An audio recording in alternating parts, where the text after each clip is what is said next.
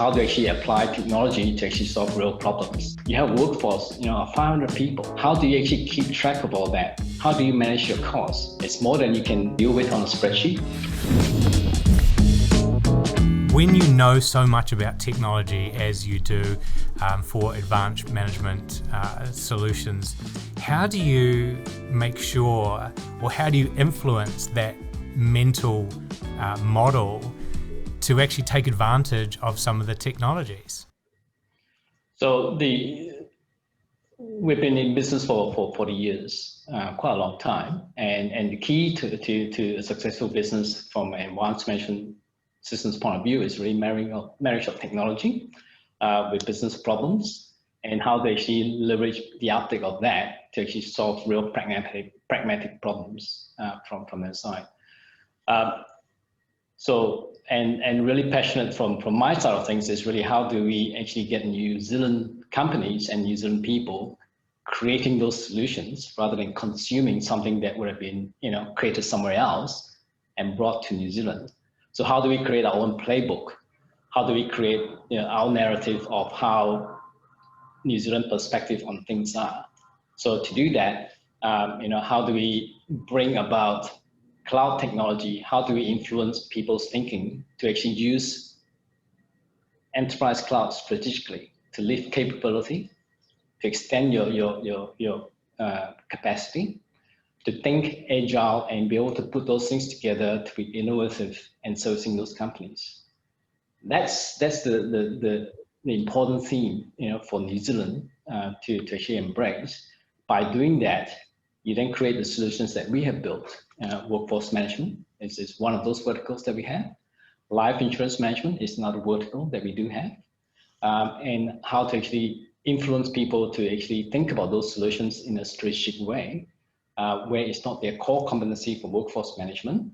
You want to consume that, have a company that's able to deal with all the compliance, have a company that has the capability and the capacity to actually manage your organization that's complex, that needs to navigate all the heavy compliance acts that you have, and be assured that all those things are handled, in a hygiene way, and still have the financial controls available, because you're paying out lots of dollars, to employees, so they can focus on actually running the business from that side. So how do you do that as opposed to just it's a payroll system, you're just paying people out? But hang on a minute, you have a workforce, of 500 people. How do you actually keep track of all that? How do you manage your costs? How do you know the manager there is actually managing those costs properly for you? And how are they motivating the people? It's the workforce actually doing the stuff that the company makes or sell or service. So it's an important conversation that's missed. Most of the time when these conversations occur, there's a strike happening. So that's a breakdown there. So why aren't the other conversations happening? That companies are looking after their workforce, they're rostering them efficiently, for their well-being and getting maximum output from them, and they're doing work that's actually adding value, not just transactional. How can they surface out information that's going to help the companies actually operate more efficiently, operate more innovatively, without IT? Let's go to a cloud provider that provides all these solutions and lift our capability, and lift everybody else's capability as well. So those are some of the solutions we do provide, which is quite different from a company that's just selling a product as such. So with the workforce management solutions, at least in my role, I'm thinking it's as simple as payroll, annual leave, maybe performance development plans. What are some of the well-being things that you're describing there that maybe are in addition, and what other services do you provide over the top of that for workforce management? So the workforce management we do provide, first and foremost, if you consider a company of 500 people, what are the logistics in actually managing an organization of that size? It's more than you can deal with on a spreadsheet. It's more than you can deal with in managing 500 people that's working for you in the company. So how do you put that structure and financial rigor in place? So first and foremost is what's the organizational design and how do you actually manage that so that provides you with a really, really robust framework to actually manage 500 people delivering for the organization. So first and foremost is your organization structure. That forms your supervisory chain, who is reporting to who. So you know the teams that are working there, the manager that's responsible for those teams. How do you empower them and provide them with the information that they need to actually run their teams efficiently? How do you make sure the cost of those things are actually coming back into the GL so that you know where your cost structures are for which departments and whether they're performing or not?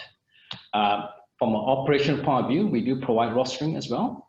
So rostering from operational side of things is making sure people know where to go, when are they working, and so forth.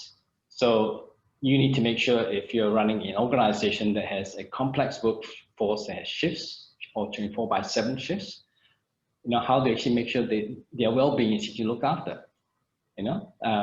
Safe staffing, as we all know, with the Health and Safety Act. You need to make sure they have enough break time before they start the next shift. All that stuff comes into play. So it's more than just payroll. It's more than just a leave side of things. It's all the operational side of things, from rostering, planning it, make sure you got the right composition of people with the skills, with the correct permits and licensing to do all that stuff. So you're not running foul of compliance laws. Yeah, so running an organization of 500, I think there's quite a lot more than just payroll and leave. It's a big size organization, at least for New Zealand. A 500 full-time employee company is large, unless maybe you're in that government and health space, which I'm guessing is your core area. What's the moment where a government department or a district health board decides to contact AMS? Like, is there a moment that, or is there a size or a particular event that happens that causes them to say, hey, we've got to start working in a different way? I think there's quite a number of different avenues. I think the one that we've seen, in the last few years really is the Holidays Act compliance, and that's turned the whole industry inside out. Previously, when you were sort of selling this sort of payroll software solution sort of things, people say, cool, I want these features and this functionality, give me the software, I'll put it in, I'll configure it, and thank you very much. We'll deal with that. The complexity of the Holidays Act, is vague, and the penalties if you don't actually comply with the Holidays Act meant that now we need, another layer of people that actually do understand it. And that has changed attitudes in terms of how people view payroll software. Because if they don't get it right, then the company is faced with the labor inspectorate to rectify those non-compliance sort of things.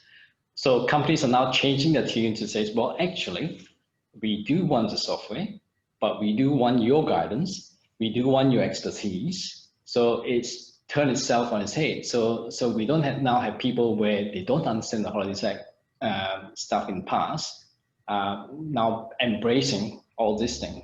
So how do we create a different narrative where we lift the capability of payroll profession across the sector, have the conversation so that people understand the complexities of this act and provide solutions and provide guidelines and provide best practices and lift the whole sector? Because it is really unproductive and it's not a good employee relations to not get it right. So it's quite a different, it is a big change. And I think, we've seen the millennials come out through a generation. So there's been a generation of workforce that has disappeared. And now we've got a new generation coming through. That's what we noticed, 5-6 years ago.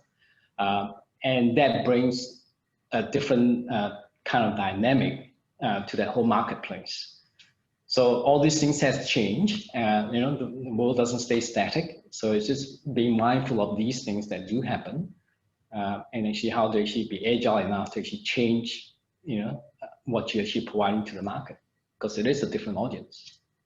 What would be some of a customer success story that you can share, either in the workforce management space or in the insurance space?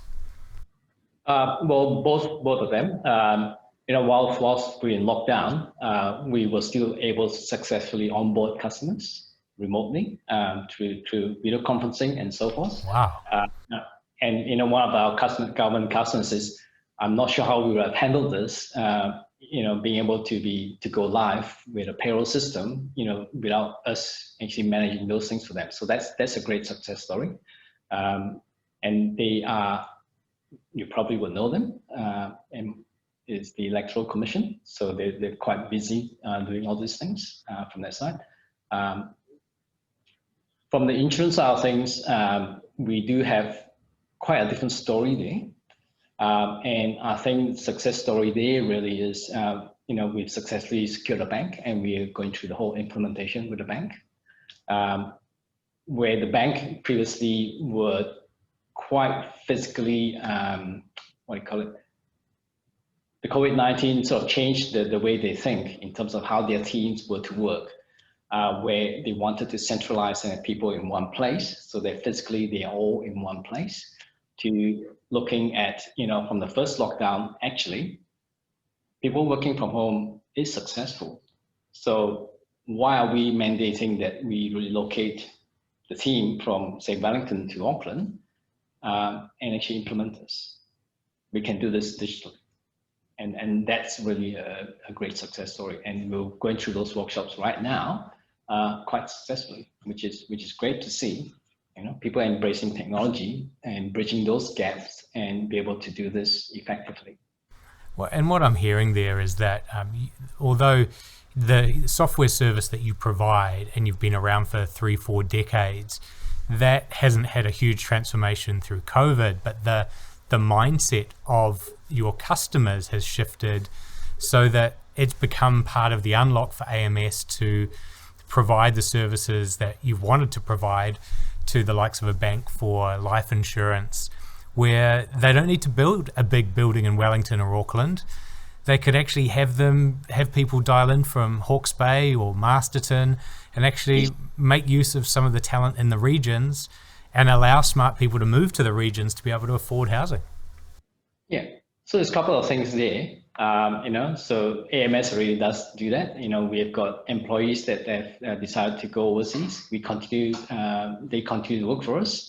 So we've got employees in Australia, and as recently as last month, we got employees in Philippines. So we can tap into those sort of talent. But with the cloud offering that we do have, I talked earlier about people thinking strategically how to actually use enterprise cloud to lift your capability and your capacity. By us designing these solutions, companies can actually tap into that. It's been designed to be internet facing.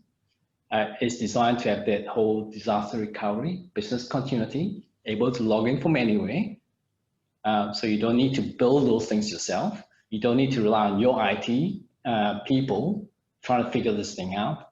It's done, it's robust, and it's done with real well thought out design, and through 20, 30 years of experience providing this capability available. So that's what I mean by companies really thinking strategically how they use cloud enterprise software and solutions to not worry about those things, but able to tap, let's pick that one, let's pick this thing over here. We can join it up, we can provide a new service or a new product without having a big footprint of, I need 15 IT people, a software designer and stuff. It's not a core competency, right? So how do you make sure that these companies do exist and actually lift New Zealand as a result? And I think that's the change with how IT has evolved over the last 10 or 15 years, is that the things that used to be complex are now productized. So they're either an individual product or a feature. So cloud is a portfolio. What kind of flavor is the cloud you provide? Is it files and folders? Is it security? Is it two-factor authentication? Is it hosting of email platforms? What are all the different things that you can do within your cloud environment if our organization was to host with AMS? Yeah, first and foremost, it's not infrastructure as a service, right? So infrastructure as a service is quite a different beast. And that's when people have made the mental shift as to what cloud is about. So our cloud offering is actually a well-designed platform, security is first and foremost. So we conform to the New Zealand Information Security Manual. It's public facing, so you need to make sure that's the case. The information we hold, are private information. So the Privacy Act comes into play. So we really have to secure all the information, all the processes and all the protocols to ensure that protection of that data is only to the people that are allowed to access it. So designing all that really well, multi-factor authentication all comes into play. It's not multi-tenanted because we designed it purposely to be segregated by enterprises.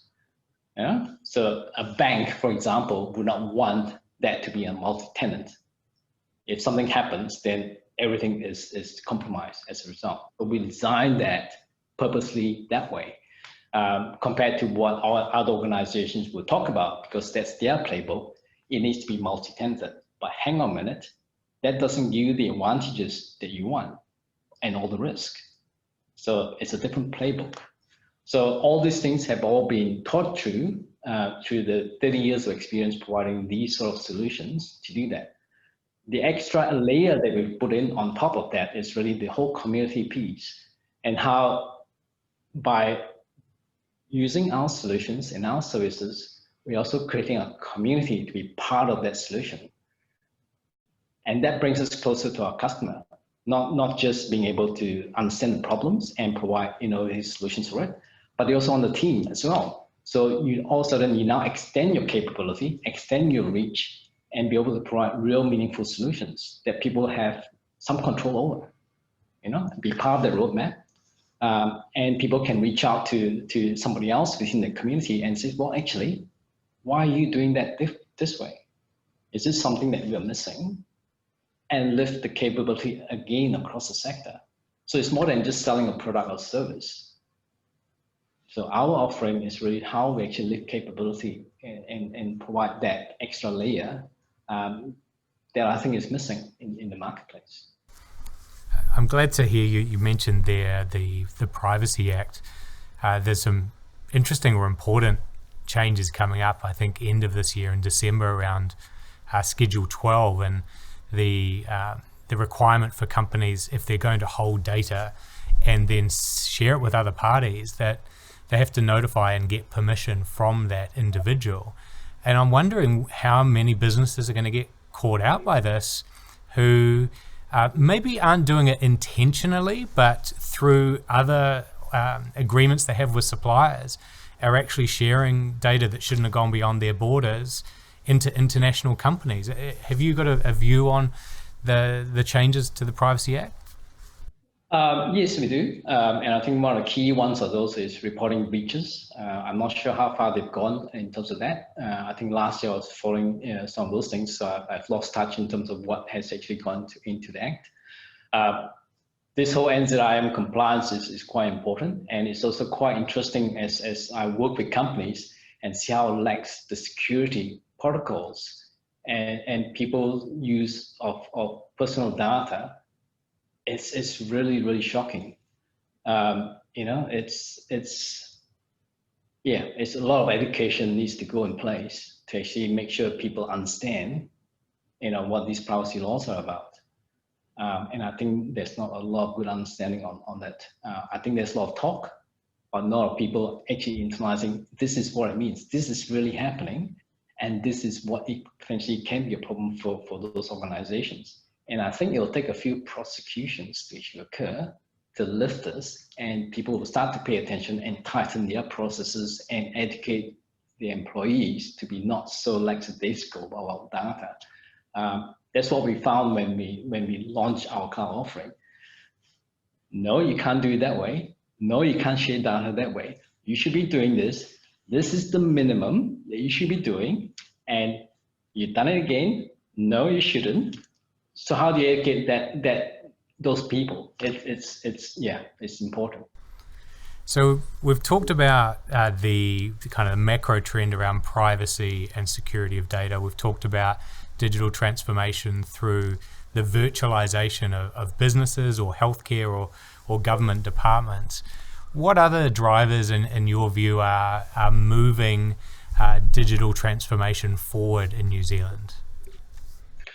I think key to me is the mindset. When people do their mindset shift, then they are really thinking about how to actually, go on the journey of digital transformation, and not just going through the motions, but really being able to upset the whole delivery model part of that. And some of those things will be technology, but not just for the sake of technology, but how they use technology in the right way that's right for solving a solution. And I think we've seen some of those. And I think one of those was an interview that you had with Ambit Software, the whole conversation AI. Is how to actually apply technology to actually solve real problems, not having a nice technology and trying to problem solve. It doesn't quite work that way. So there's, I think there's still some more things that will come about over the next little while that we are right in the genesis of, where all this technology that's happening, people will be using to actually solve some real problems. And I'm really excited by that. My real passion is in the 80s, New Zealand had a technology bubble, so to speak, where we had 4GL companies that created that technology, and we had a cohort that was so inventive and creative that they created companies, software companies, that actually went out and conquered the world. How do we harness that back again in this AI revolution that we do have? Quite keen to make sure that New Zealanders actually embrace technology, really understand it, and actually create things out of that, and breed new companies that will take New Zealand, lift New Zealand productivity and technology skills, rather than consuming technology, because that's not going to get us anywhere. It's 100%. That's the real danger we do have now.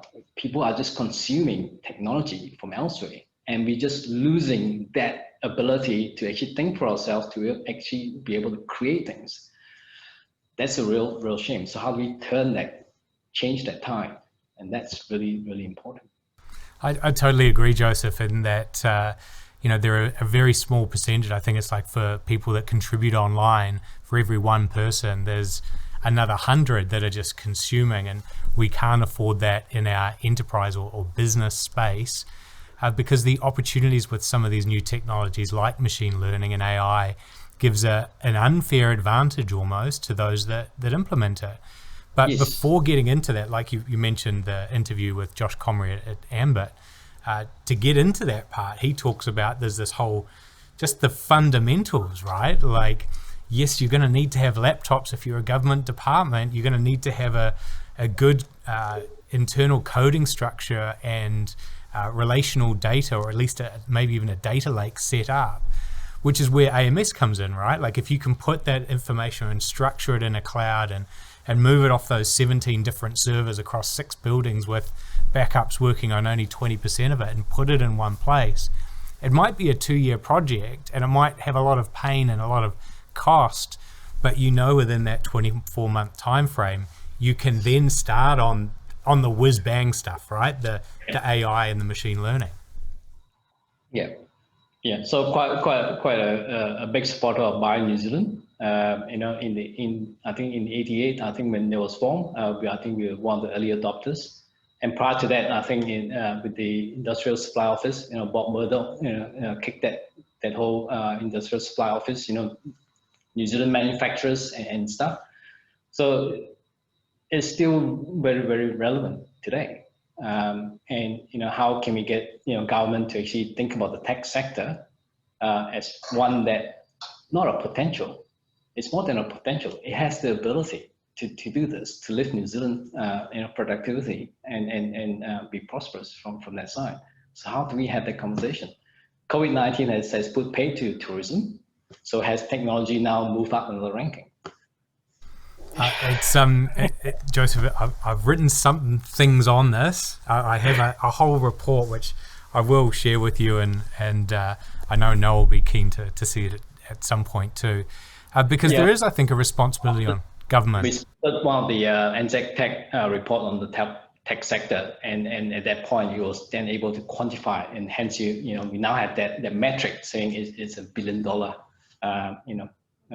industry from that side. We also, part of the NZ hit from a health technology side of things, how do we actually describe those opportunities for New Zealand to actually embrace, because we can do this. And part of it is sitting with government to make some, I wouldn't say bets, but make some investment in local firms to help advance how technology literate we are to take advantages of new technologies. I was watching the debate between Biden and Trump, and one of the things Biden has committed, if he gets in, is $700 billion of government funding to American manufacturers, and $300 billion of that will go into R&D for technology, because they can see what's evolving here. And although America is very much a global player and had been a leader on globalization, I think there's starting to be a counter narrative to that, to say countries must invest in themselves where it comes to technology or where it comes to high-tech manufacturing. Yeah, so I think those are all great stuff. Question for me is, what's stopping that from happening? Is it people's attitudes? Is it a mental shift that hasn't occurred? Because those things can be said, from a policy side of things, but if the people actually meant to be enforcing it doesn't understand that and doesn't actually grasp the concept of that, it's not going to be implemented. So I think we need to look at how that thing is to be rolled out. The people that are in power, that they actually are executing or making this a reality, do understand this and do understand the implications of actually getting this right. And I don't think they do.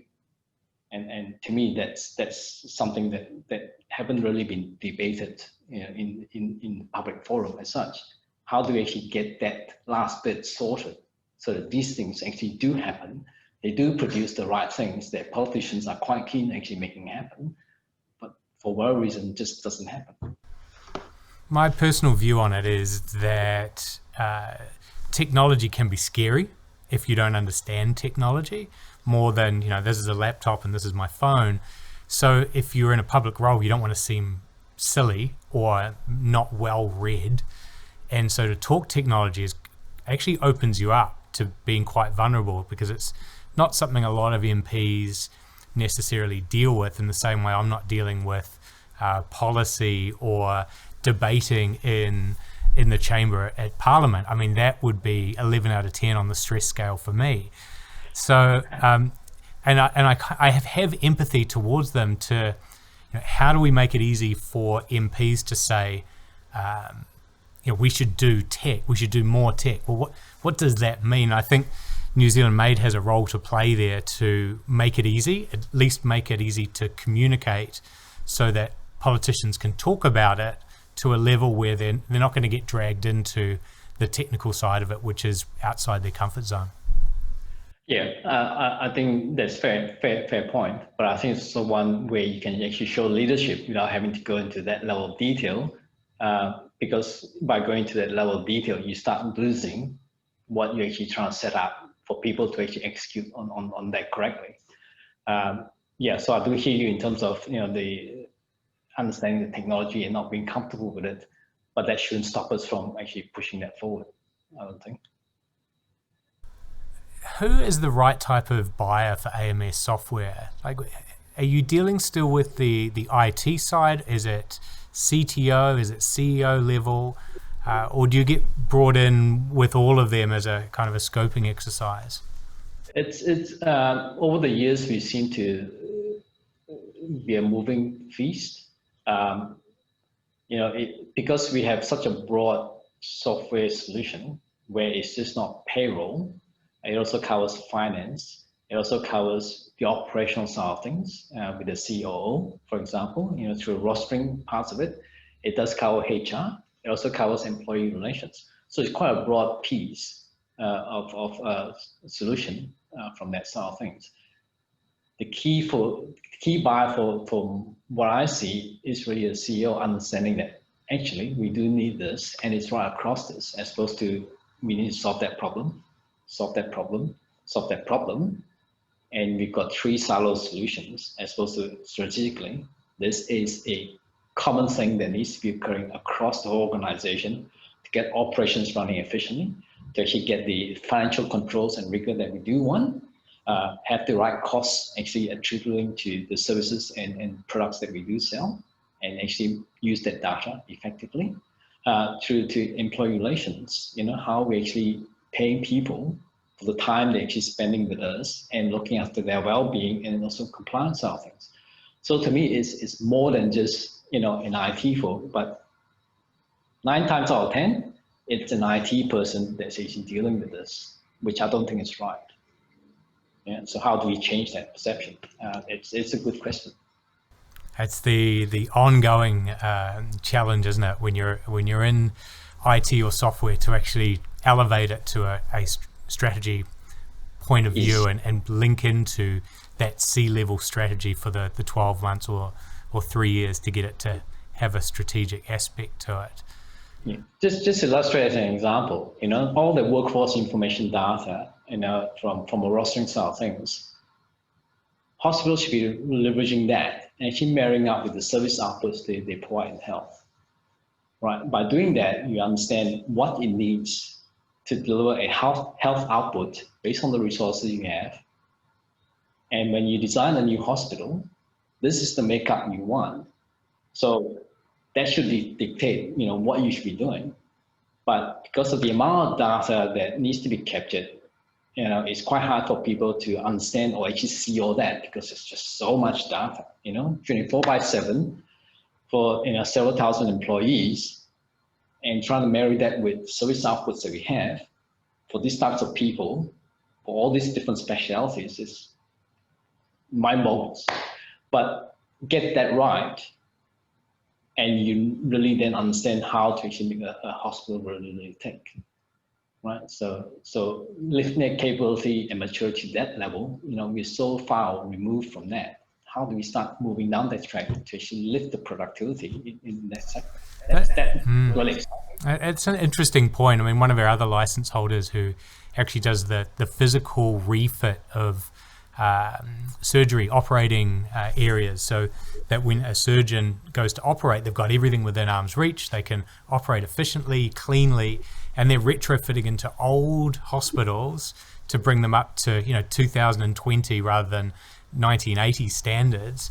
And it makes me think, like, as you just said, what's the standard operating model? And if there was one, why not do it in a way that Placemakers or Mitre 10 does it, which is you have a way of working for a franchise, and sure, each franchise has different landmass and car parks and different number of customers coming in and maybe a slightly different product set. But the job of a Mitre 10 or a Placemakers is very clear of what that purpose is of that building. If there was something for the DHBs for the next ones, and then existing ones benchmark against that. I mean, I'm way out of my depth here. I don't know a lot about the health industry, but some standardization should mean that we could treat New Zealand as a national health board, not as lots of different district health boards. Yeah, I think we better not go down that path. So I think we'll leave it to experts to actually have that conversation. Otherwise, we'll be pinging for it. Very, very true. I'll ask you a question about your own company and your own structure, because it's important for me and the audience to hear. What's it like getting talent for AMS to make sure you have the right people in software development, engineering, testing, given that you've been around for pretty much the whole period of time that any decent software has been created? I mean, this is you're a company that, being around since the 1980s, that's a long time in IT. How easy is it to access next generation talent at the moment? I think the COVID-19 obviously has made it easier. There are a lot of retrenchment out there. So I think the talent pool has gone up as a result. But over the years, it's more than just the talent. It's also making sure the culture is right, that there's a cultural fit with the rest of the team here, and actually pushing the boundaries. How do you actually have people thinking creatively, people engaging with the customers, people actually understanding that the whole engagement model and market dynamics has changed. And to me, that's really, really exciting. And being able to paint that solution and some of the work that our team do, it's mind-boggling for them. I remember, for a couple of graduates that joined us a while back, I just summarized back to them, in the space of 6 months, you've left university, you're now working on a project that's going to be used by all the branches in the banks to actually go through a sales conversation with their customers to sell a complex risk product. In your wildest dreams, would you have thought about working on those types of projects? Because that's what we do. So, and that's really, really powerful for them to actually understand that actually I'm not just coding a little thing here. This is actually going to be used right throughout New Zealand, by the banks to do this. And that's exciting. So, that in itself would help attract talent as a result. It's good to hear those stories. I know that, when you get to work on something like that, it is a real confidence boost at that age. And when our next generation of grads are coding and developing those rules, they're actually rules that you and I and everyone will have to live by, right? Because so much of our lives now are software dependent. Yeah, I think it's a word for it, algorithms. Algorithmic medical and insurance, yeah. Yeah, but those are the tools, those are the tools we want to empower our New Zealand people so that they can actually use these tools. Tools, when used, effectively, it's going to create magic, and come back to the whole thing, you need to empower folks to be able to create these things, not just be consumers of it. We create tools for tools to be able to do stuff as well, so we've taken another step backwards to actually make sure we create the tools that we do need to actually create more stuff. So again, that helps attract the talent as well. How many employees have you got at AMS now? So we've grown in stages over the last 40 years. You reach a stage, 10 people, and then you go 20 people, and then 30 people. We're now at a stage of just past 50. Wow. So yeah, each iteration of those, does require change in thinking, a thinking organization, and a thinking the management structure. So we're right at the bottom cusp of that to how do we actually have the next spurt of growth, in the company. And you mentioned Noel, so we've successfully transitioned, a founder for the New Zealand business that's been, around for 40 years to the next generation. And that's me. And I need to plan for the next generation again to have this New Zealand company continue, its growth path for that. And the cycle starts to get shorter. As technology cycles get shorter, I'm planning for that now, so that we will have the next generation picking this thing up, from that side of things. I think the more New Zealand companies we do have that actually can have this growth path, I think the better it is for New Zealand. Otherwise, it will be some founder that's done this for 40 years and then it gets sold. It's how they perpetuate and grow that. It's a really important point, the succession planning part, when there's so much intellectual property there. And for some of the customers you serve, it's more than just a business relationship. There's a element of nation continuity with it because of the critical nature of some of those organizations for our health, for our government's operation. And I think that speaks to just the quality of AMS being able to deliver those services. So whether your customers come to you from the public or the private sector, they should feel a degree of confidence in your ability to deliver because of that. Yeah, the whole engagement model is quite important from our side of things. It is a partnership, regardless of what you see. When you come in and work or procure our services or products, it is a partnership. At the end of the day, the customer success is our success. Our success is the customer success. So why see it as somebody across the table and have that physical divide? We're all in this to be successful. So I think that's just a different way of thinking, I suppose. Well, I appreciate your time today, Joseph. Thank you very much for sharing a bit of background on the AMS story, some of your customers and what you're seeing in the the ecosystem for IT and for some of those workforce management systems, as well as the life insurance side of things. And I'm really looking forward to sharing this with the New Zealand Made fans and those that are fans of New Zealand coded software services as well.